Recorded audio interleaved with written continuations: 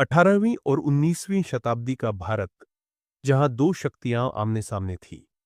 एक तरफ मराठा साम्राज्य, जिसने मुगलों को धूल चटा दी थी, और दूसरी तरफ ब्रिटिश ईस्ट इंडिया कंपनी, जो छल बल से हिंदुस्तान पर हुकूमत जमाना चाहती थी। यह कहानी है मराठाओं और अंग्रेजों के बीच हुए ऐतिहासिक युद्धों की, जो भारत के भविष्य को हमेशा के लिए बदलने वाले थे।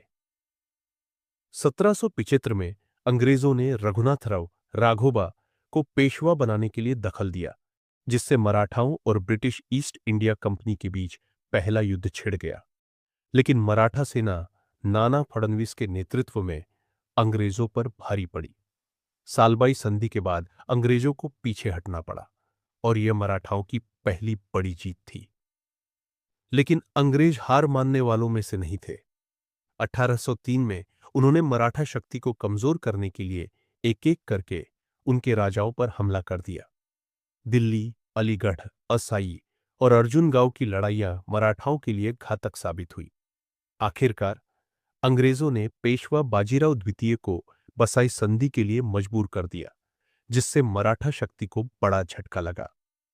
1817 में British governor general Lord Hastings ने पूरी तरह मराठाओं का सफाया करने का प्लान बनाया। इस युद्ध में अंग्रेजों ने पेशवा बाजीराव द्वितीय, होलकर और भोंसले वंश को हराकर मराठा साम्राज्य का अंत कर दिया। 1818 में पेशवा बाजीराव द्वितीय ने अंग्रेजों के सामने आत्मसमर्पण कर दिया और उन्हें बिठूर भेज दिया गया। मराठा साम्राज्य खत्म हो गया, लेकिन उनकी वीरता इतिहास में अमर हो गई।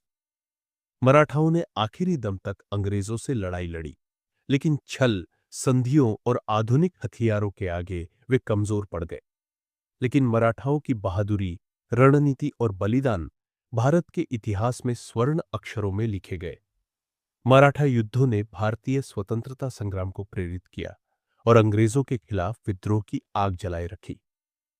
क्या होता अगर मराठा जीत जाते? क्या भारत पहले ही अंग्रेजों से मुक्त हो जाता? इस पर आपकी क्या राय है? कमेंट में बताइए, और अगर आपको ये वीडियो पसंद आया तो लाइक, शेयर और सब्सक्राइब करना ना भूलें।